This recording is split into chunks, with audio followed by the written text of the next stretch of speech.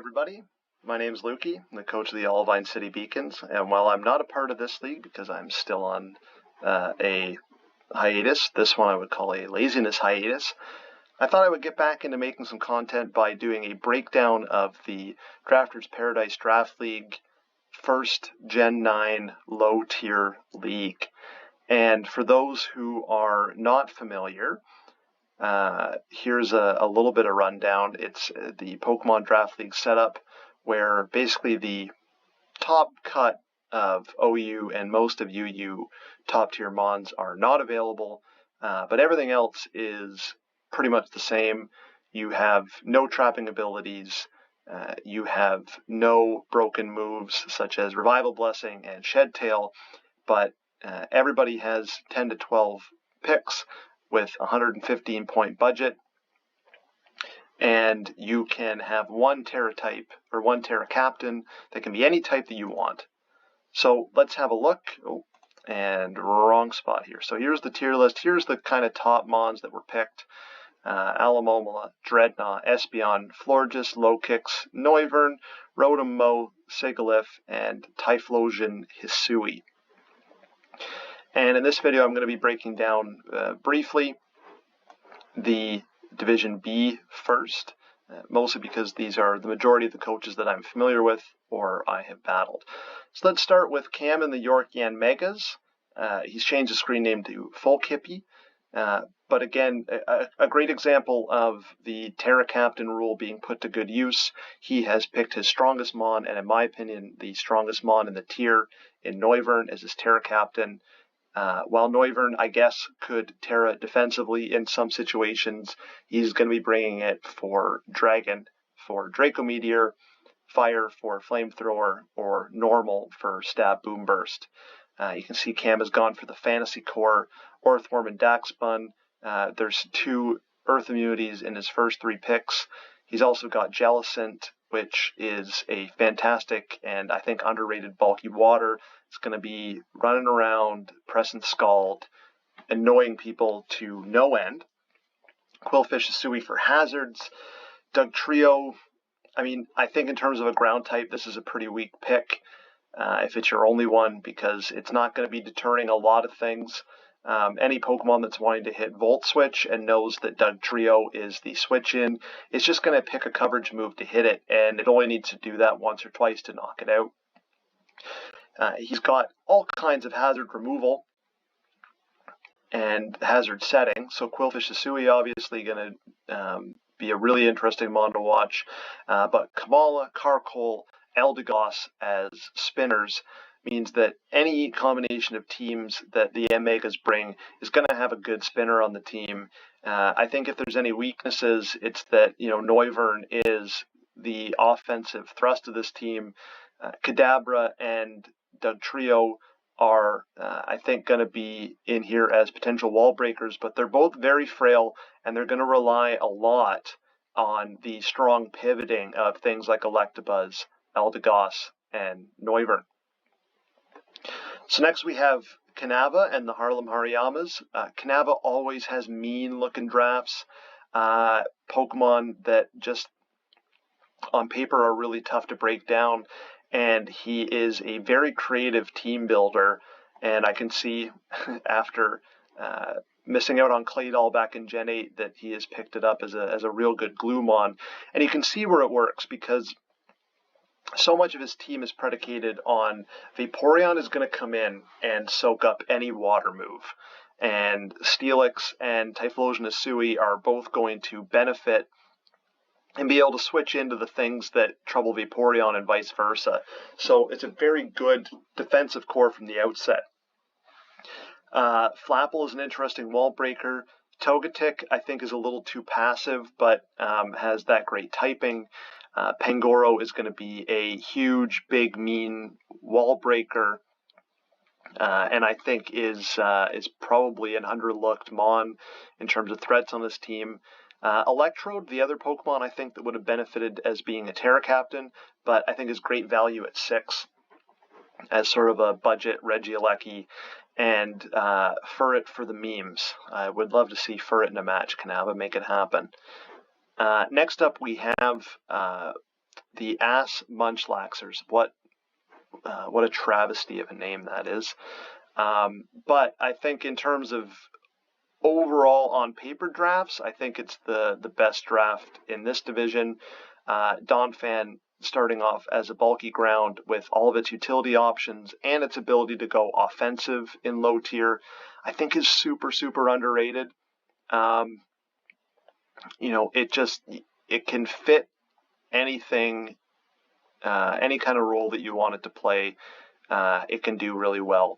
Jolteon as the Terra Captain, takes it from a meme tier Mon with limited coverage to all of a sudden basically perfect coverage in Bolt Beam, and the threat of Volt Switch and the deterrent of Terra Ice or Terra Grass to deter your own ground type from coming in is going to make this a huge threat. And then fantastic fantasy core in Bronzong, Druddigon, Bronzong, Druddigon, Gramble, with Passimian as a fantastic offensive pivot to form a very, very potent Volt Turn core with Jolteon.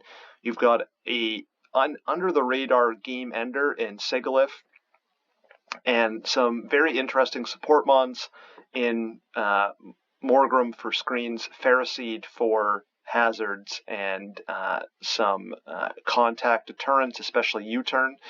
And Dugong, I think, and undervalued, especially when he spent so much of his budget on these top tier baddies. But having a really, really good water switch in that can come in and at least do a little bit for you and not make you totally weak to the water types in the tier, I think is a great choice. Underrated pick.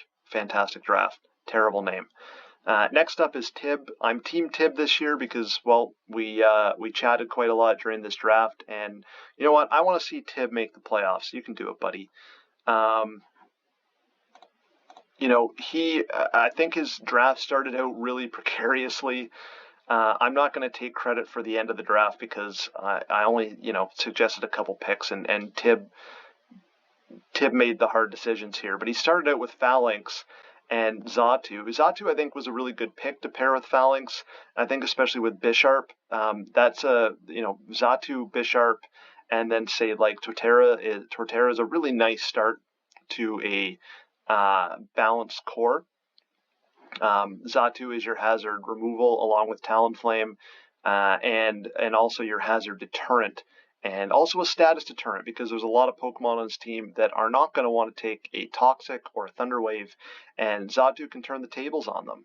Alchemy as a special setup sweeper, Manectric is your speedy electric with the Volt Turn, and some really good coverage, can cause a lot of problems with Switcheroo on ground type switching in. Torterra and Alomomola, I think, are really, really good partners for each other. Torterra, the one thing it hates is ice moves, and Alomomola just soaks that up well. Torterra does an okay job taking the grass moves that Alomomola doesn't like, but, Talonflame, Drampa, both really, really good switch-ins for that. Bisharp, Xatu, designed really, really well to,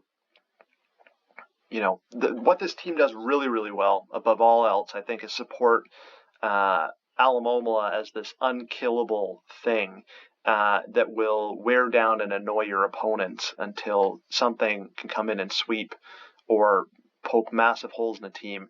Drampa as the Terra Captain, I think, just gives Drampa so much versatility, especially defensively.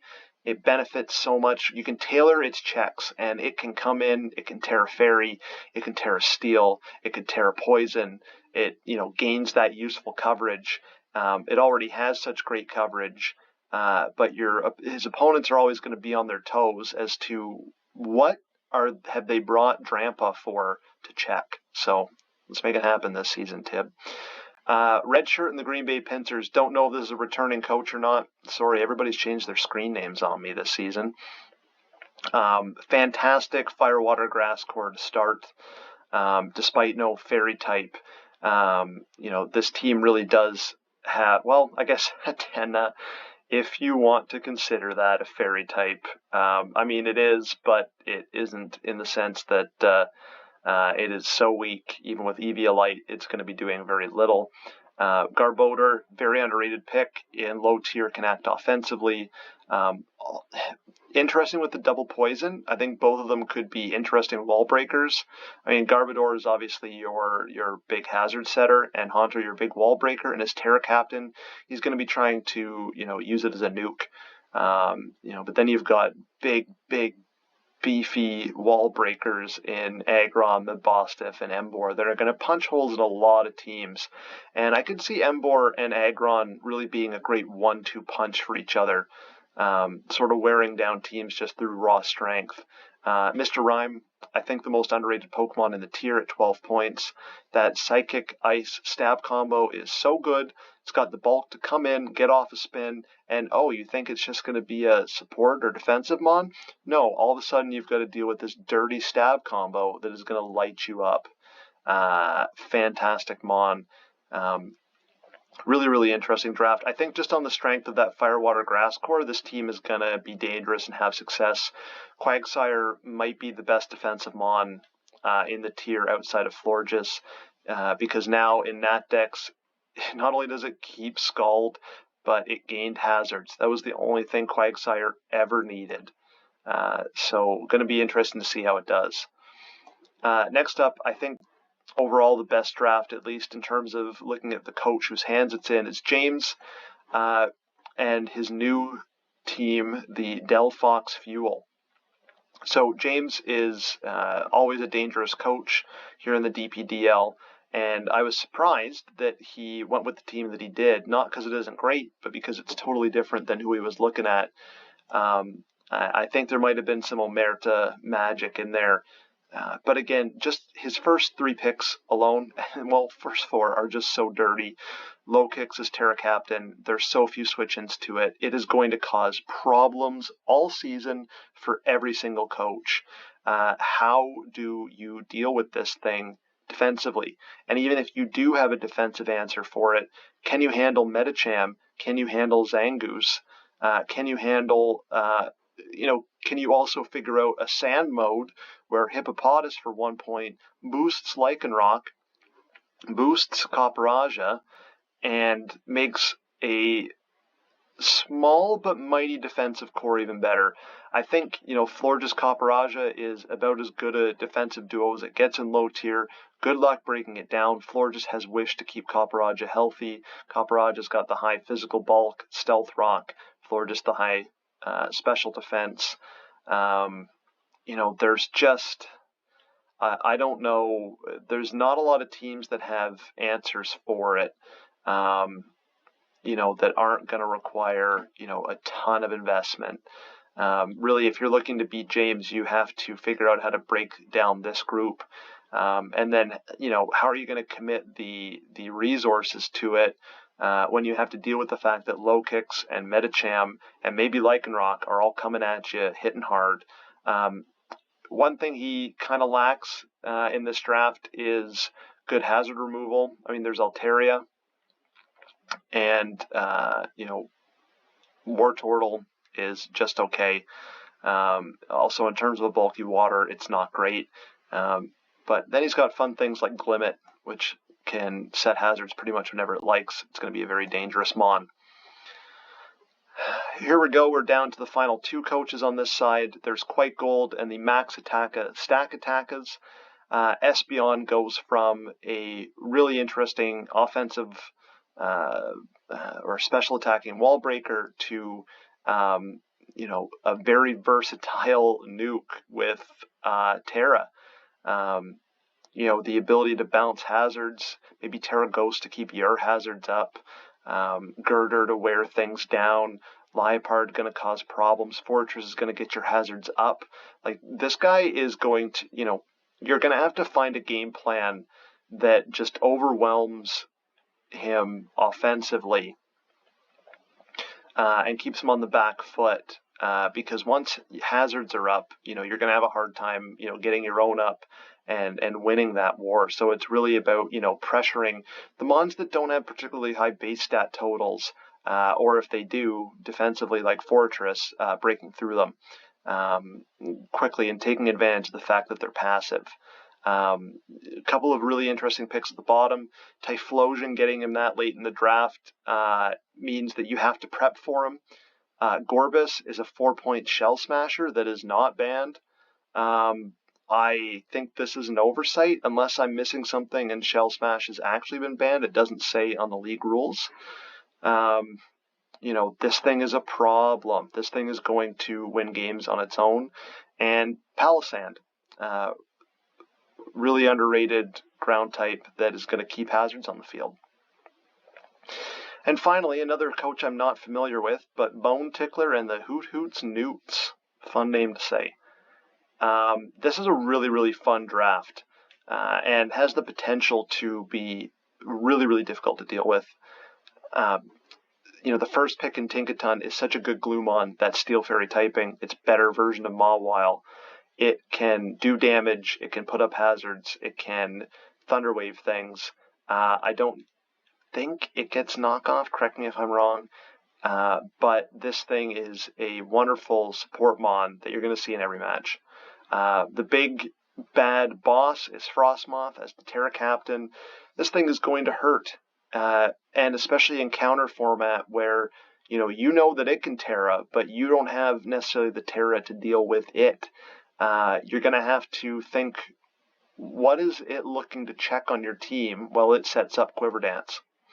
And that's going to be a problem for a lot of coaches to solve, because knockoff and hazards is not necessarily going to be enough of a deterrent, because if your check comes into Frostmoth and it tears into the right type and you're walled, that can end games right there. Next, he picked Thwacky, which for the rest of his team really synergizes well. I mean, Tinkaton, Grafii, Camerupt, Cloth, and Lantern all really appreciate grassy terrain. It enables a lot of his supporting mons to be better. How much value is he going to get out of some of them? I don't know.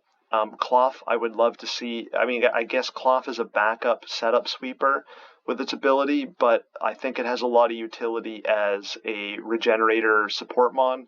Put up rocks, knock off things, just be a general nuisance.